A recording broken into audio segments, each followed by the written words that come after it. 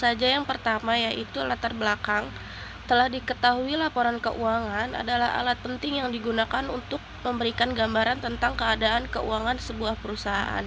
Maka dari itu, saya menggunakan laporan keuangan yang telah dibuat oleh PT Adikarya Persero untuk dianalisis sehingga dapat menyajikan sebuah informasi yang lebih terperinci mengenai kinerja keuangan PT Adikarya Persero yang akhirnya dapat digunakan sebagai bahan acuan terhadap seluruh kegiatan perusahaan dalam mengatur semua aset yang telah ada untuk mengetahui kinerja perusahaan dalam mendapatkan keuntungan. Selanjutnya, rumusan masalah pada penelitian ini adalah bagaimana kinerja keuangan pada PT Adikarya Persero periode 2014 sampai 2024 menggunakan analisis rasio likuiditas dan bagaimana kinerja keuangan pada PT Adikarya Persero periode 2014 sampai 2024 menggunakan analisis rasio profitabilitas. Selanjutnya, untuk tujuan penelitian adalah untuk mengetahui kinerja keuangan pada PT Adikarya Persero periode 2014 sampai 2024 menggunakan analisis rasio likuiditas dan menggunakan analisis rasio profitabilitas. Landasan teori, manajemen adalah perencanaan, pengorganisasian, pengarahan dan pengendalian sumber daya manusia, keuangan, material, dan informasi. Untuk mencapai tujuan organisasi secara efektif dan efisien, Rodi Utama et al. Tahun 2019 pada halaman 14 menyebutkan, manajemen adalah proses pengambilan keputusan untuk menggunakan sumber daya kegiatan produksi dalam menghasilkan barang atau jasa dengan efisien dan efektif demi mencapai sasaran tepat waktu, jumlah, dan mutu. Lalu, metode penelitian. Dalam penelitian ini, saya menggunakan metode kuantitatif dengan pendekatan deskriptif.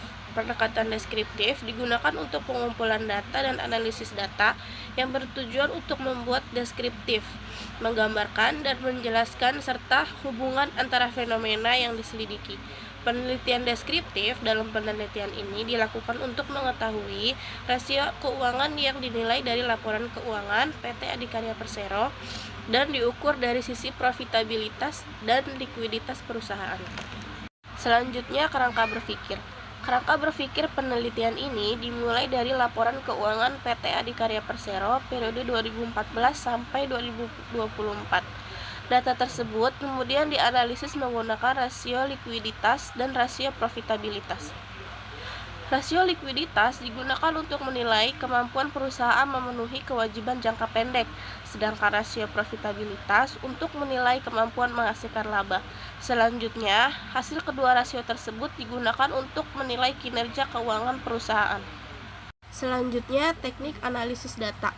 Metode analisis data dalam penelitian ini menggunakan metode analisis rasio keuangan, yaitu rasio likuiditas dan rasio profitabilitas. Dengan analisis rasio ini, saya membandingkan keadaan perusahaan dari satu periode ke periode lainnya dengan peningkatan atau penurunan kesehatan keuangan perusahaan.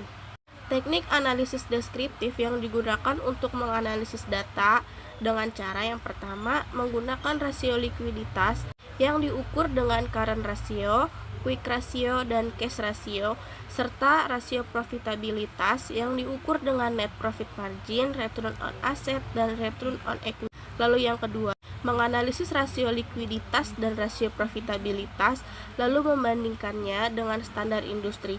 Yang ketiga, menganalisis rasio likuiditas dan rasio profitabilitas perusahaan dalam menilai tingkat kesehatan keuangan. Dan yang terakhir, menarik kesimpulan. Untuk selanjutnya, pembahasan rasio likuiditas menggunakan current ratio. Berdasarkan data periode 2014 sampai 2024, nilai current ratio perusahaan secara umum berada di atas angka 1,00. Kondisi tersebut menunjukkan bahwa aset lancar perusahaan relatif lebih besar dibandingkan dengan kewajiban lancarnya, sehingga secara teoritis perusahaan masih berada dalam kondisi yang liquid. Namun, terlihat adanya tren penurunan setelah tahun 2017 hingga mencapai titik terendah pada tahun 2021 dengan nilai mendekati 1,00. Hal ini mengindikasikan bahwa kemampuan perusahaan dalam menutup kewajiban jangka pendeknya semakin terbatas dan margin keamanannya menurun.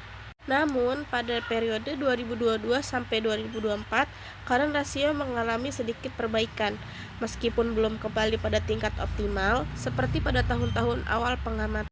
Selanjutnya, quick ratio. Hasil perhitungan quick ratio menunjukkan nilai yang relatif tinggi pada periode 2014 sampai 2019, yang mengindikasikan bahwa tanpa memperhitungkan persediaan, perusahaan masih memiliki kemampuan yang sangat baik dalam memenuhi kewajiban jangka pendek. Namun, sejak tahun 2020 hingga 2024, quick ratio mengalami penurunan signifikan dan berada di bawah 100%. Kondisi ini mencerminkan bahwa setelah dikurangi persediaan, aset lancar yang paling liquid tidak lagi sepenuhnya mampu menutupi seluruh kewajiban lancar. Dengan demikian, rasio likuiditas jangka pendek perusahaan cenderung meningkat pada periode tersebut. Selanjutnya yang ketiga, cash ratio. Selama periode pengamatan, cash ratio ini menunjukkan nilai yang relatif rendah dan fluktuatif. Setelah mencapai nilai tertinggi pada tahun 2015, cash ratio mengalami penurunan yang cukup tajam hingga tahun 2020 dan hanya mengalami pemulihan terbatas pada tahun-tahun berikutnya. Rendahnya cash ratio menginginkan bahwa kas dan setara kas yang dimiliki perusahaan belum cukup kuat untuk secara langsung menutup kewajiban lancar tanpa mengandalkan pencairan aset lainnya. Hal ini menunjukkan tingkat likuiditas kas perusahaan berada pada kondisi yang kurang optimal. Lalu metode yang kedua yaitu rasio profitabilitas menggunakan net profit margin. Nilai net profit margin pada periode 2015 sampai 2019 menunjukkan kinerja yang relatif stabil dan positif, yang mencerminkan kemampuan perusahaan dalam menghasilkan laba bersih dan kegiatan operasionalnya. Selanjutnya yaitu return on equity atau yang biasa dikenal dengan ROE. ROE menunjukkan pola yang sejalan dengan NPM pada periode sebelum 2020.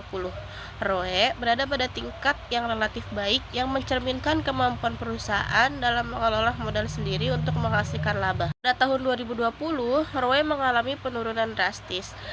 Hal tersebut mengindikasikan rendahnya tingkat pengembalian kepada pemegang saham, meskipun terdapat peningkatan pada periode 2021 sampai 2024, nilai ROE masih tergolong rendah sehingga menunjukkan bahwa efektivitas penggunaan ekuitas belum maksimal. Lalu yang terakhir ada return on asset atau ROA. Nilai ROA selama periode pengamatan cenderung fluktuatif dengan kecenderungan menurun sejak tahun 2019. Penurunan paling tajam terjadi pada tahun 2020 yang menunjukkan bahwa aset perusahaan belum mampu dimanfaatkan secara optimal untuk menghasilkan laba. Namun, pada periode 2021 dan 2024, ROA mengalami peningkatan secara bertahap. Nilainya masih relatif rendah. Kondisi ini mengindikasikan bahwa efisiensi pemanfaatan total aset perusahaan dalam menghasilkan laba masih perlu ditingkatkan. Selanjutnya, kesimpulan. Berdasarkan analisis rasio likuiditas dan profitabilitas tersebut, dapat disimpulkan bahwa likuiditas perusahaan masih berada pada tingkat yang cukup memadai, namun menunjukkan tren penurunan, terutama pada quick ratio dan cash ratio, yang mengindikasikan meningkatnya rasio likuiditas jangka pendek. Lalu, profitabilitas perusahaan mengalami tekanan yang signifikan pada tahun 2020. Meskipun menunjukkan pemulihan pada periode tersebut, kinerjanya belum kembali pada tingkat sebelum penurunan tersebut. Jadi secara keseluruhan, perusahaan perlu meningkatkan efektivitas pengelolaan aset lancar dan struktur modal, serta memperbaiki efisiensi operasional agar mampu meningkatkan likuiditas dan profitabilitas secara berkelanjutan. Sekian presentasi dari saya, kurang lebihnya mohon maaf. Assalamualaikum warahmatullahi wabarakatuh.